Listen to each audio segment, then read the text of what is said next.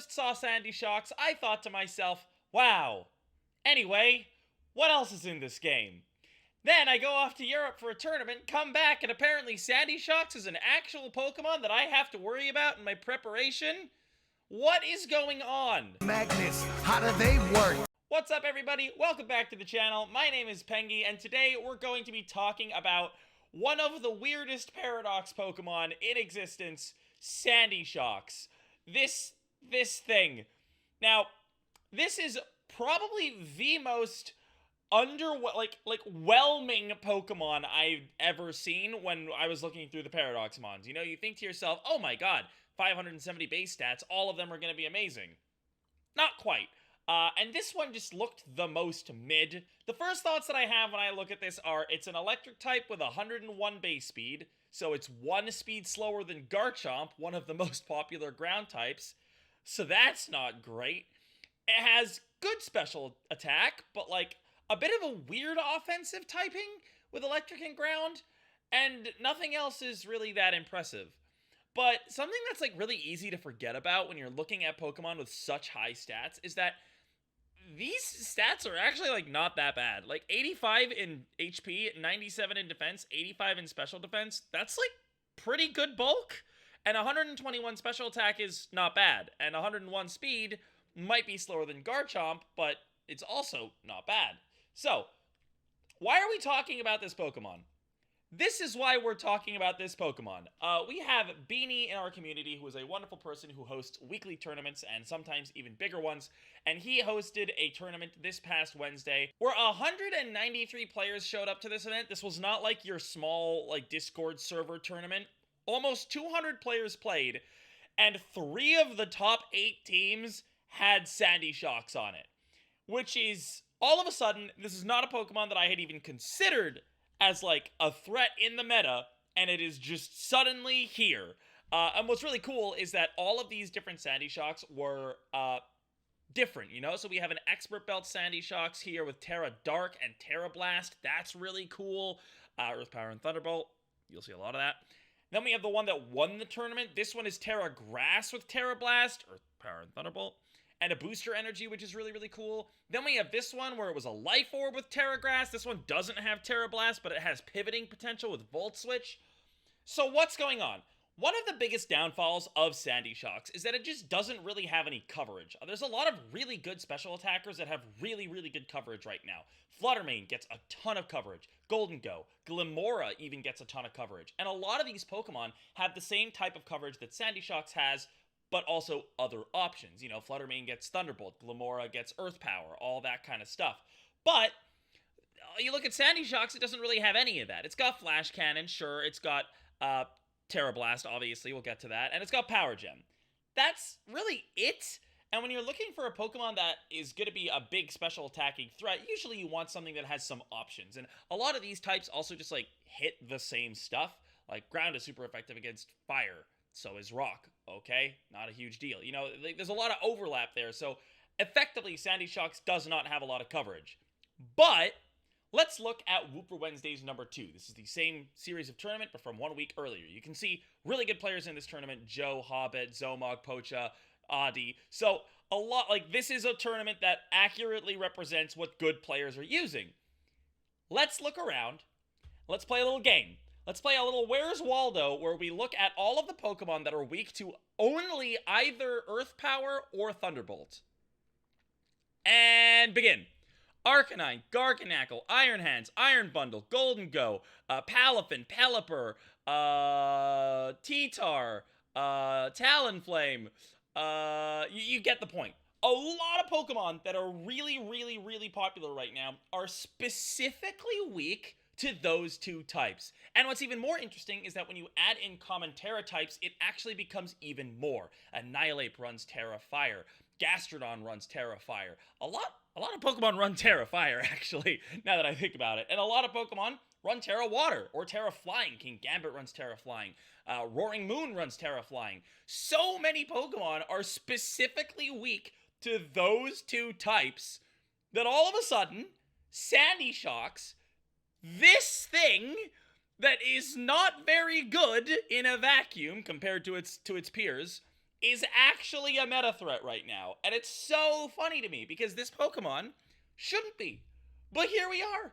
It got top 8, 3 out of 8 teams. So, how do you run Sandy Shocks? Well, we covered that there were a bunch of different variants running around, but personally, I really like the one that Costa was running in his tournament-winning team. This was a really, really cool set, and let me sort of give you a little bit of an explanation. Now, this looks like a super basic spread, but it's a great place to start. If you run Modest with 252 special attack, 252 speed, you can make this thing bulkier if you want. But some things that I wanted to mention, just to give you an idea of your baseline stuff for Sandy Shocks. Number one, even at Modest, you outspeed Jolly Max Speed Great Tusk by 1. Which is really, really nice because Great Tusk outspeeds a ton of other stuff, like Golden Go, like Glamora. A lot of that is just barely under that speed tier that Sandy Shocks is going to be hitting. So you're outspeeding a lot of stuff, which is really, really nice. But you get to keep your Modest nature, which means you get extra damage. For example, if you run into somebody playing a Dondozo and they get a Commander boost, they may have +2 special defense, but even if they're really, really bulky, you're going to do over 50% with Thunderbolt. Okay, are they going to Terrastalize? Well, Flying is a common one, you still just Thunderbolt them. Steel's a common one, you Earth Power them, it's the same power as Thunderbolt. You get my point. There's obviously going to be some Dragon is common, for example, as well, but overall, great Dondozo check just by doing a lot of damage. But Pengy, I hear you saying, that's a really lazy spread with no focus on bulk. Aren't you just going to keel over and die to a light breeze of wind? You'd be surprised. I mentioned earlier that these are not really unimpressive base defensive stats. They're actually pretty okay. And surprisingly, with no investment, Sandy Shocks just barely survives a lot of the things that it needs to survive. Let's have a look at the damage calculator really quick, and we're going to start things off with Iron Bundle. Iron Bundle is one of the most common things that people are EVing for right now because it's one of the most common Pokemon. The thing about it is that while it does have a really high special attack stat, usually it's going to be running a speed boosting booster energy or a Focus Sash, so you're not going to have to worry about Life Orb damage, and you just barely survive Freeze Dry. That also covers for Terrastalization. Like you're going to go down to Hydro Pump, but they're probably not going to click Hydro Pump into you, and they know that you can Terrastalize into a Grass type. So you take the hit from the Iron Bundle, you fire back with Thunderbolt, and you do 235% damage because you're a Sandy Shocks, and Iron Bundle does not have good bulk. At the beginning of this video, I talked about how Sandy Shocks to me was immediately written off because it was an electric type that was slower than Garchomp by 1 point. I thought to myself, well, I mean, what's the point? Garchomp's going to be really, really popular, and it just spams Earthquake. Well, how surprised was I to find out that you actually live the Earthquake. If it's running Clear Amulet, or a Berry, or literally anything that's not a Life Orb or an Expert Belt, you actually survive the Earthquake, even without committing your Terrastalization. And Sandy Shocks can fire on back and do pretty decent damage with an Earth Power of its own. You also pick up a ton of offensive calcs with this Modest spread. If we have a look at Iron Hands is one of the most popular, super bulky Pokemon in the format. Now, with an Assault Vest and a lot of bulk, you're going to still do 70 to 80%. But nowadays, Assault Vest is even starting to fall off in favor of a Citrus Berry. And if you drop this Assault Vest, suddenly, boom! Earth Power, 104% on a min roll. That is a gonzo Iron Hands if I've ever seen one, and that is incredible. But not only that, we look at something like a bulky Arcanine. Oop, that's not how you spell Arcanine. You look at something like a bulky Arcanine, 105% to the Arcanine as well. This thing is a menace. And you talk about how much damage it's doing to these super effective hits, it can basically pick up anything it wants in 2 hits if it really wants to. How about Iron Treads? Iron Treads runs an Assault Vest, boom, 102% against the popular Assault Vest variant, even with the extra Assault Vest boost. And then you look at something like Great Tusk, which you're going to be hitting neutrally, with an Assault Vest, even with like a pretty bulky Assault Vest, you're almost definitely going to 2-hit KO this Pokemon. So how do you build around Sandy Shocks? Well, that's a little bit of a trick question. The answer is you don't. I don't really think you can build a Sandy Shocks team. I feel like Sandy Shocks is a Pokemon that you slot in as your number 6 Pokemon. What I mean by that is that, at least from my personal experience, I've noticed that in Gen 9, a lot of teams can be built with 5 Pokemon. You can really build a cohesive strategy with options into pretty much everything that you need off of just 5 Pokemon, leaving that one extra slot available for a Pokemon that just is good in general into the format or just into the meta as it stands. When I went to San Diego, I brought a Scissor with me. The Scissor didn't have a job. It wasn't part of my game plan. It was just that my other 5 Pokemon were the strategy, and then Scissor was just a good Pokemon. It gave me coverage that the other Pokemon didn't give me, and it gave me a couple of different attributes with priority and pivoting that were just kinda nice to have. That's the job of Sandy Shocks. If you find yourself with a team that just could use some extra oomph into maybe a Dondozo matchup, or just maybe you just want Thunderbolt and Earth Power, which is a very fair reason to run a Pokemon right now, that's your number 6 Pokemon. Is Sandy Shocks going to be meta defining? No. Do I think Sandy Shocks is even going to be relevant in like 3 weeks? Probably not.